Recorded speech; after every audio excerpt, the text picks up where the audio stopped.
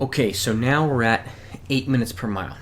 This is the third of 3 with the same 6 workouts. So we've done 9 minutes per mile, 8:30 per mile, and now we're going to do 8 minutes per mile. After this, we're going to have 6 new workouts for the next 3 videos, which are going to be 7:30, 7 minutes, and 6:30. And then after that, you're going to have 6 new workouts, excuse me, for 6 minutes, 5:30, and 5 minutes. At the end of the sequence, you're going to have 18 half marathon workouts.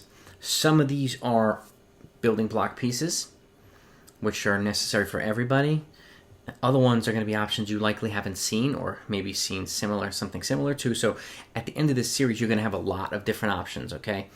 Just like you had about 20 workouts for the 10K and 20 workouts for the 5K. They're all in the description.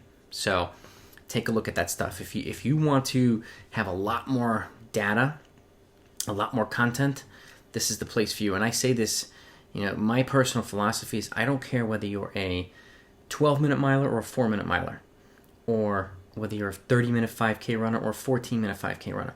You should have access to as much training content as possible, period. Okay, because at the end of the day, you want to become better. And if you're a coach or an athlete, you should have access to it. And I want to share what I've learned over the past 2+ decades as a former competitor and a coach from some of the best coaches in the world, some of the best therapists in the world.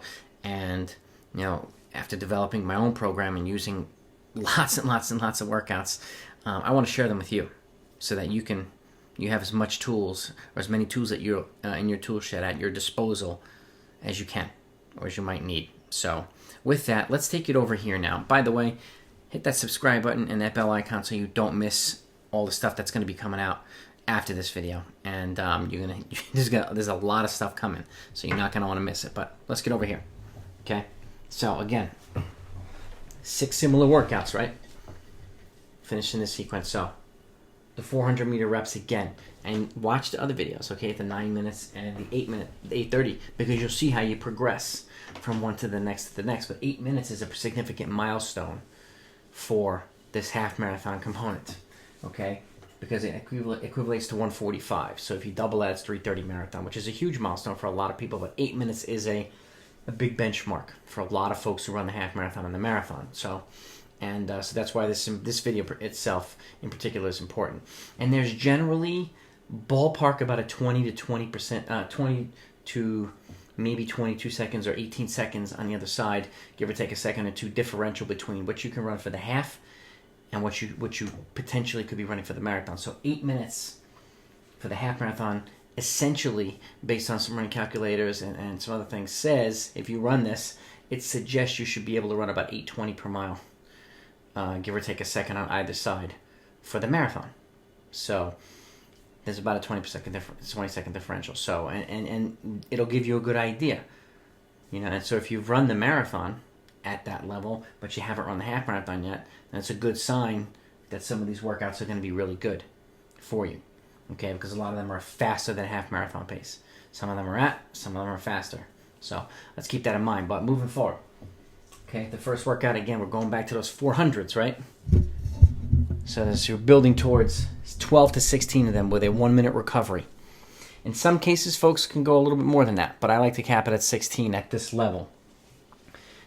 The paces are at 154 to 149 per rep, which is 10K pace down to 5K pace. Okay, so the first workout, faster than half marathon pace. So it's a progression. You can build your way towards from the top of the 10K pace down to 5K pace, okay? The next one is a repeatable half marathon pace progression workout. This is important if you want to put the pieces together, because not only are workouts like this where you get progressively faster, this is where you cover more ground at the goal pace. So they're both valuable pieces, okay? They're both signs of progress. So in this case, first workout's 2 times a 2 mile with a 4-minute recovery at goal half marathon pace, which is 8 minutes per mile or slightly faster, 7:55 per mile, okay? Give it that 5-second window per mile. Then 2 weeks later, you add those two together and you do 4 miles consecutively at that half marathon pace. 8 minutes to 7:55 per mile, okay? That's a sign of progression. 2 weeks later, 2 times a 3 mile with the same recovery, 4 minutes, which is 6 miles of total running at goal half marathon pace. And then 2 weeks later, 6 miles consecutively at half marathon pace. Okay, 8 minutes to 7:55, and that shows you you're adding the volume consecutively, and building it in such a way so that your body can adapt to it. And of course, doing the things in between the workouts are important as well. But sometimes you might need 3 weeks in between the workout, which is fine as well. It's how you lay it out, okay, in your training program or the runners that you're coaching is what's important, and it's up to you to decide what's most appropriate, okay. And sometimes I do every 3 weeks, sometimes I do every other week. So it's really up to where your athlete's current abilities and fitness levels are and such. So that's where, again, I said this in other videos, coaching with the eyes is just as important as coaching with the watch. Okay. Workout number 3. Okay, combining tempo running, which is half marathon pace, and fartlekking. Okay. 2 miles at half marathon pace. Okay, 8 minutes to 7:55. And you can build this up to 3 or 4 miles if you want over time. Then you take a 5-minute active recovery, and then you do 10 times 1 minute hard versus 1 minute easy. Okay, and the 1 minute hard efforts are between 7:22 and 7:08 per mile, which is about 5K down to 3K pace. Okay, a good speed development component. Not every half marathon or even marathon workout needs to be long. This is an important speed component of speed development for half marathon training. Okay, so again, you do the 2 miles at half marathon pace, and you take a 5-minute active recovery. And then you do 10 times 1 minute hard and 1 minute easy. This is obviously after a warm-up and before a cool-down, okay? And that's workout number 3. Workout 4 is a 6-mile progression run after a warm-up and before a cool-down, okay? But you're progressing from 9:30 down to 8 minutes, so about a minute and a half slower than goal half marathon pace, working your way towards. So in this case, you know, if you're doing a 6-mile progression run, you could break it up into 3 pieces. Or however you want to do it. You could do 2 at 9:30, 2 at 8:45, and 2 at 8 minutes. So you're dropping 45 seconds per mile, or you could just do it, drop 20 seconds per mile, or however you like to do it. Or in this case, 15 seconds per mile, for the total of 90 seconds. So it's a progression run. The progression runs are very important for these types of races, half marathon, even shorter races like 5K and 10K. It's a great way of building and callousing and developing the ability to handle more intense work as the workout goes on or as a race goes on. It simulates that uncomfortable feeling in a race. It also prepares you and gets you used to a race where a negative split might happen. So they happen a lot. They happen quite a bit. So it's a 6-mile progression run. That's number 4. Number 5 is 800-meter repeats. Okay, so we're progressing from 4s to 8s. 800-meter repeats times you're building towards 8. Okay, with a 2-minute recovery at half marathon pace, which is 4 minutes, down to 10K pace, which is 3:48. Maybe you drop a few seconds per each one.